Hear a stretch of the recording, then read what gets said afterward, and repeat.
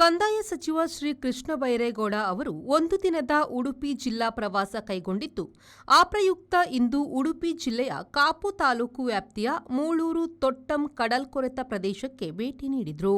ಕಡಲ್ಕೊರೆತದಿಂದ ಉಂಟಾದ ಹಾನಿಯನ್ನು ವೀಕ್ಷಣೆ ಮಾಡಿ ಸ್ಥಳೀಯರಿಂದ ಮಾಹಿತಿಯನ್ನು ಪಡೆದು ಸಂಬಂಧಪಟ್ಟ ಅಧಿಕಾರಿಗಳೊಂದಿಗೆ ಕಡಲ್ಕೊರೆತ ತಡೆಗಟ್ಟುವ ನಿಟ್ಟಿನಲ್ಲಿ ಕಾರ್ಯಯೋಜನೆಗಳ ಬಗ್ಗೆ ಚರ್ಚಿಸಿದರು.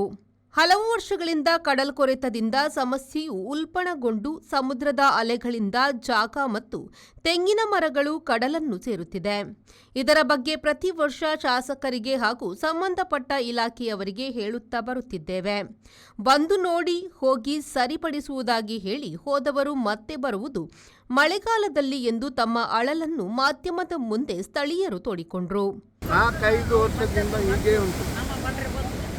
ಸ್ವರಕ್ಕೆ MLA ಆದ ನಂತರ ಇದು ಸ್ಟಾರ್ಟ್ ಆಯಿತು. ಅವ್ರು ಬಂದು ನೋಡಿದ್ರು, ಏನು ಮಾಡಲಿಲ್ಲ, ಆಗ್ತದೆ ನಾಳೆ ಆಗ್ತದೆ ಅಂತ ಹೋದರೂ ಇಲ್ಲ. ಆಮೇಲೆ 5 ವರ್ಷ ಹೋಯ್ತಾ, ಆಮೇಲೆ ಲಾಲಜಿ ಬಂದ 2 ವರ್ಷ ಹೋಯ್ತು. ನಾವು ಬಂದು ನೋಡಿ ಮತ್ತು ಸ್ವಲ್ಪ ಕಲ್ಲಾದರೂ ಹಾಕಿದ್ರು, 4 ರೋಡ್ ಆಯಿತು, ಕಲ್ಲು ಹಾಕಿದ್ರು, ಎಲ್ಲ ಹಾಕಿದ್ರು.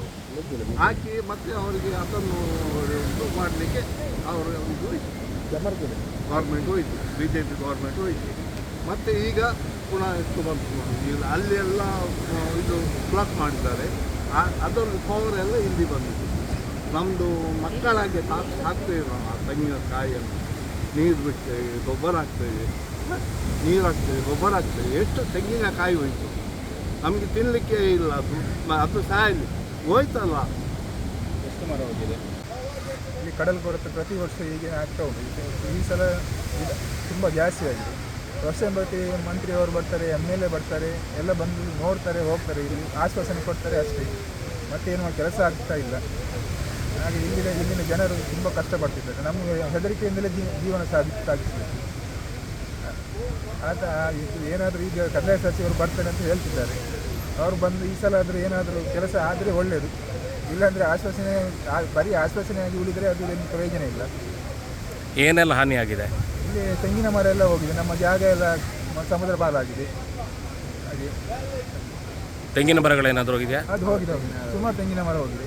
ಕಡಲ್ಕೊರೆತ ಸ್ಥಳವನ್ನು ವೀಕ್ಷಿಸಿ ಸಮುದ್ರದ ಅಲೆಗಳಿಂದ ಉಂಟಾಗಿರುವ ಅನಾಹುತದ ಬಗ್ಗೆ ಕೈಗೊಂಡಿರುವ ಯೋಜನೆಗಳನ್ನು ಮಾಧ್ಯಮದವರೊಂದಿಗೆ ಹೇಳಿದ ಸಚಿವರು, ಕಡಲ್ಕೊರೆತ ನಿರಂತರ ಸಮಸ್ಯೆಯಾಗಿರುವುದರಿಂದ ಪರಿಹಾರ ಕ್ರಮ ಕೈಗೊಳ್ಳುವಲ್ಲಿ ಮುಖ್ಯಮಂತ್ರಿಯವರ ನಿರ್ದೇಶನದ ಮೇರೆಗೆ 3 ಜಿಲ್ಲೆಗಳಿಗೆ ಸುಮಾರು 300 ಕೋಟಿ ವೆಚ್ಚದಲ್ಲಿ ಯಾವ ಭಾಗದಲ್ಲಿ ಕಡಲ ಕೊರೆತ ಸಮಸ್ಯೆ ಉಂಟಾಗಿದೆ ಆ ಸ್ಥಳಗಳಿಗೆ ತಡೆಗಟ್ಟುವ ಕ್ರಮಗಳನ್ನು ಕೈಗೊಂಡು ಪರಿಹಾರ ನೀಡುವ ಸಲುವಾಗಿ 300 ಕೋಟಿ ಯೋಜನೆಗಳನ್ನು ರೂಪಿಸಿ ಅದನ್ನು ವಿನಿಯೋಗಿಸಲಾಗುವುದು ಹಾಗೂ ಉಡುಪಿ ಜಿಲ್ಲೆಗೆ 100 ಕೋಟಿ ವೆಚ್ಚದಲ್ಲಿ ಯೋಜನೆಗಳನ್ನು ಹೊಸದಾಗಿ ನಿರ್ಮಿಸಲು ಹಾಗೂ ದುರಸ್ತಿ ಕಾಮಗಾರಿಯಾಗಿದ್ದ ಸ್ಥಳಗಳಿಗೆ ಪುನರ್ ನಿರ್ಮಾಣಕ್ಕೆ 100 ಕೋಟಿಯನ್ನು ವಹಿಸಲಾಗುವುದು ಎಂದರು. ಉಡುಪಿ ಜಿಲ್ಲೆಯಲ್ಲಿ ಮತ್ತು ಕರಾವಳಿ ಭಾಗದಲ್ಲಿ ಮೊದಲಿನಿಂದಲೂ ಕೂಡ ಈ ಕಡಲು ಕೊರತೆಯ ಸಮಸ್ಯೆ ನಿರಂತರವಾಗಿದೆ. ಈ ಗೊತ್ತಿನದ್ದಲ್ಲ, ಸುಮಾರು 30-40 ವರ್ಷದಿಂದ ನಾನು ಕೇಳಿದ ಹಾಗೆ ನೋಡಿದ ಹಾಗೆ ಈ ಸಮಸ್ಯೆ ಬಂದಿದೆ. ಕಾಲದಿಂದ ಕಾಲಕ್ಕೆ ಸ್ವಲ್ಪ ಪರಿಹಾರ ಕ್ರಮಗಳನ್ನು ಕೈಗೊಳ್ಳಲಾಗಿದೆ. ಆದರೂ ಕೂಡ ಎಲ್ಲಿ ಕೆಲವು ಕೈಗೊಂಡ ಪರಿಹಾರ ಕ್ರಮಗಳು ಅವು ಉಳಿದಿಲ್ಲ. ಇನ್ನು ಕೆಲವು ಕಡೆ ಹೊಸ ಪ್ರದೇಶಗಳಲ್ಲಿ ಕೊರತೆ ಆಗುವಂಥದ್ದನ್ನು ನಾವು ಗಮನಿಸಿದ್ದೇವೆ.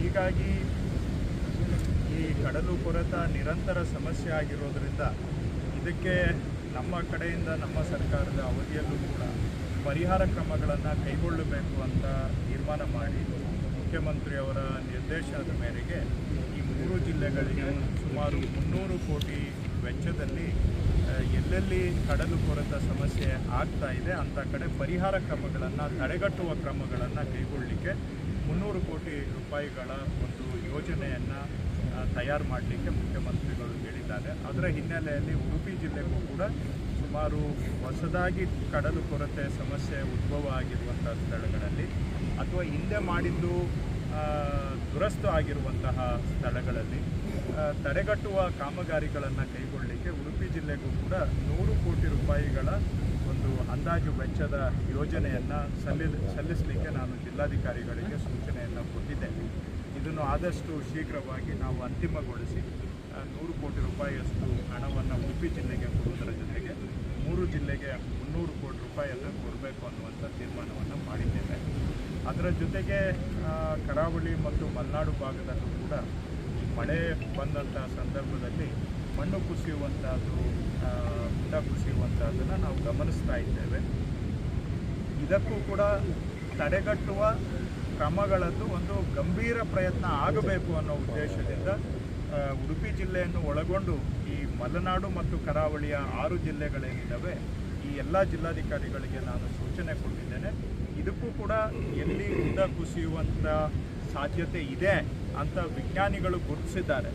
ಜಿಯೋಲಾಜಿಕಲ್ ಸರ್ವೆ ಆಫ್ ಇಂಡಿಯಾ ಅವರ ಕಡೆಯಿಂದ ಅಧ್ಯಯನ ಮಾಡಿಸಿ ಅವರ ಒಂದು ಅಧ್ಯಯನ ವರದಿಯ ಆಧಾರದ ಮೇಲೆ ಒಂದು 500 ಕೋಟಿ ರೂಪಾಯಿ ವೆಚ್ಚದಲ್ಲಿ ಈ ಗುಡ್ಡ ಕುಸಿಯುವಂಥದ್ದರ ಪ್ರದೇಶಗಳನ್ನು, ಸೂಕ್ಷ್ಮ ಪ್ರದೇಶಗಳನ್ನು ಗುರುತಿಸಿ ಅಲ್ಲಿ ತಡೆಗೋಡೆಗಳನ್ನು ನಿರ್ಮಾಣ ಮಾಡುವಂತಹ ಕಾಮಗಾರಿಗೆ 500 ಕೋಟಿ ರೂಪಾಯಿಯನ್ನು ಖರ್ಚು ಮಾಡಬೇಕು ಅಂತ ಸರ್ಕಾರ ತೀರ್ಮಾನ ಮಾಡಿದೆ.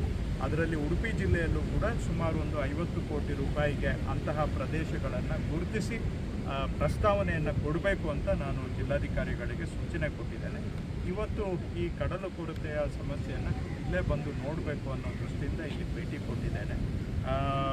ಇನ್ನೂ ಬೇರೆ ಬೇರೆ ಕಂದಾಯ ಇಲಾಖೆ ಕೆಲಸ ಕಾರ್ಯಗಳಲ್ಲೂ ಕೂಡ ನಾನು ಪರಿಶೀಲನೆಯನ್ನು ಇಟ್ಕೊಂಡಿದ್ದೇನೆ.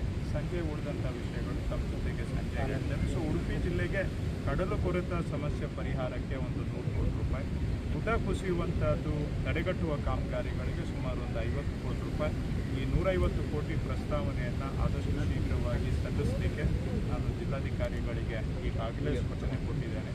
ಅವರು ಏನು ಇದು ಕಡಲು ಕೊರೆತ ತಡೆಗಟ್ಟುವಂಥದ್ದು ಸರಿಯಾದ ಮಾದರಿ ಯಾವುದು ಅನ್ನುವಂಥದ್ರ ಬಗ್ಗೆ ಕಾಲದಿಂದನೂ ಕೂಡ ಇದು ಇನ್ನೂ ಚರ್ಚೆಯಾಗಿ ಉಳಿದಿದೆ. ಇದಕ್ಕೆ ಒಂದು ಅಂತಿಮ ಉತ್ತರ ನಿರ್ದಿಷ್ಟ. ಈ ಸಂದರ್ಭದಲ್ಲಿ ಮಾಜಿ ಸಚಿವ ವಿನಯಕುಮಾರ್ ಸೊರಕೆ, ಪ್ರಸಾದ್ ರಾಜ್ ಕಾಂಚನ್, ಉಡುಪಿ ಜಿಲ್ಲಾಧಿಕಾರಿ ಸ್ವರೂಪ ಟೀಕೆ, ಕಾಪು ತಹಶೀಲ್ದಾರ್ ಡಾಕ್ಟರ್ ಪ್ರತಿಭಾ ಆರ್, ಕಾಪು ಬ್ಲಾಕ್ ಕಾಂಗ್ರೆಸ್ ಅಧ್ಯಕ್ಷ ವೈ ಸುಕುಮಾರ್, ಕಾಪು ದಿವಾಕರ್ ಶೆಟ್ಟಿ, ಮಾಜಿ ಜಿಲ್ಲಾ ಪಂಚಾಯತ್ ಸದಸ್ಯ ರಾಜು ಪೂಜಾರಿ, ಕಾಪು ಬ್ಲಾಕ್ ಯುವ ಕಾಂಗ್ರೆಸ್ ಅಧ್ಯಕ್ಷ ನಿಯಾಜ್ ಹಾಗೂ ವಿವಿಧ ಇಲಾಖೆಗಳ ಅಧಿಕಾರಿಗಳು ಮತ್ತು ಕಾಂಗ್ರೆಸ್ ಪಕ್ಷದ ಕಾರ್ಯಕರ್ತರು ಉಪಸ್ಥಿತರಿದ್ದರು.